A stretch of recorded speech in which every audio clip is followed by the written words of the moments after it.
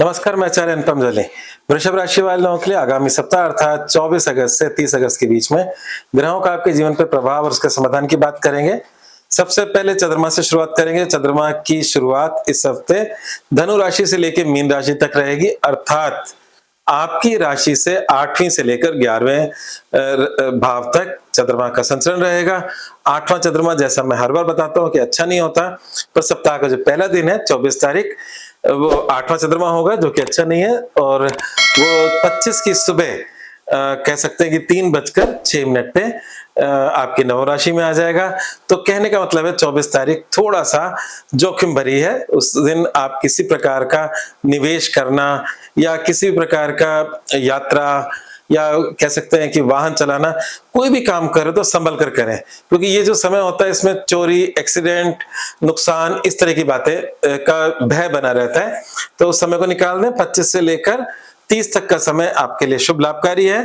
नवा चंद्रमा आपके भाग्य का होता है, और भाग्य का जो चंद्रमा होता है उसे हम पूजने कहते हैं। पूजने का मतलब होता है कि अपने कुल के देवी देवताओं को नमस्कार करके घर से निकले तो आपके जो अगर समस्या है तो कम हो जाएंगी, और जो किए मेहनत है आपकी 9वें चंद्रमा में, 10वें और 11वें में वो लाभ में के अंदर कन्वर्ट होते हैं। तो 10वां चंद्रमा आपके करियर का है, जो कि बहुत ही शुभ है। मेरा मानना ये है कि किसी भी राशि का 10वां और 11वां चंद्रमा उसके लिए बहुत ही लाभकारी होते हैं। तो मुझे जो सबसे पसंद चंद्रमा है वो पहला, तीसरा, 10वां, 12वां, ये 4 चंद्रमा बहुत ही पसंद है, और 7वां चंद्रमा भी अच्छा होता है। तो आपका जो सप्ताहांत है वो 10वें और 11वें में होगा। जो 11वां चंद्रमा होता है वो आय के नवीन स्रोतों का सृजन भी करता है। कभी कभार रुका हुआ पैसा अगर हम उस समय कोशिश करें तो हम वापस ले सकते हैं, और आज की डेट में लोगों के पैसे हर जगह फंसे हुए हैं, तो हमें वो डेट्स पता होनी चाहिए जिसमें मेहनत करने पे चांसेस ज्यादा बढ़ जाते हैं। तो आपके सप्ताहांत के जो 2 दिन है वो आपके लिए कह सकते हैं कि मीन राशि का जो चंद्रमा होगा वो 29 तारीख की रात्रि के बाद मीन में आ जाएगा। तो हम ये कह सकते हैं कि 30, और हालांकि इस हफ्ते के बाद भी 31 तारीख तक चंद्रमा वहीं रहने वाला है। तो सप्ताहांत के अंदर आप अपने रुका पैसा भी लेकर आ सकते हैं। इच्छा पूर्ति का दिन होता है, आपके जो फुलफिलमेंट ऑफ डिजायर्स, तो जो भी आपके काम ऐसे अटके हुए हैं जो आप चाहते हो, तो ये पूरे महीने में ये 2 दिन ऐसे आते हैं जिसमें आपकी इच्छा पूर्ति हो सकती है। तो कुल मिलाकर अगर मैं बोलूं, पहला दिन छोड़ के 6 सप्ताह बहुत ही शुभ लाभकारी आपके लिए। अब ये तो हो गया चंद्रमा का सफर, पर अगर जो दूसरे ग्रहों की बात करें तो दूसरे ग्रहों में आपकी राशि का स्वामी शुक्र नीच के हैं, और राशि के स्वामी शुक्र के नीच का होना अच्छा नहीं माना जाता, क्योंकि आपकी राशि स्वामी अगर कमजोर पड़ता है तो वो आपके जीवन पर असर डालता है, खासकर स्वास्थ्य का असर डाल सकता है, और स्वास्थ्य में पेट संबंधी समस्याओं हो सकती हैं आपकी, क्योंकि 5वें घर में, आपके राशि से 5वें घर में आपका शुक्र नीच का है। तो स्वास्थ्य का ध्यान रखें, पेट संबंधी चीजों का ध्यान रखें, और जब वो नीच का हुआ है तो समझ लीजिए जीवन के कुछ पहलू हैं वो भी थोड़ी सी उनमें चिंताएं हो सकती हैं। शिक्षा संबंधी चिंताएं हो सकती है, संतान संबंधी चिंताएं हो सकती हैं। अगर आप शेयर मार्केट में हैं तो जब तक शुक्र यहाँ नीच का है तब तक थोड़ा सा रुक जाए, बड़ा रिस्क न लें, सेफ खेलें, अन्यथा कष्ट भी दे सकता है। तो इस शुक्र का प्रॉब्लम है, इसका उपाय हम लास्ट में जानेंगे। इसके अलावा बाकी ग्रहों की अगर हम बात करें तो मंगल आपकी राशि के अंदर मतलब आपकी राशि से द्वितीय में है, और द्वितीय का मंगल जो है वो थोड़ा बहुत वाणी में अग्रेसिवनेस लेकर आता है, और परिवार में उस एग्रेसिवनेस से, आपकी वाणी से कहीं ना कहीं पारिवारिक क्लेश का वातावरण भी बना देता है। तो अपनी इसलिए आपको थोड़ा सा फैमिली लाइफ को बेहतर करने के लिए उन तीखे शब्दों का प्रयोग से बचना होगा, अन्यथा दिक्कत हो सकती है।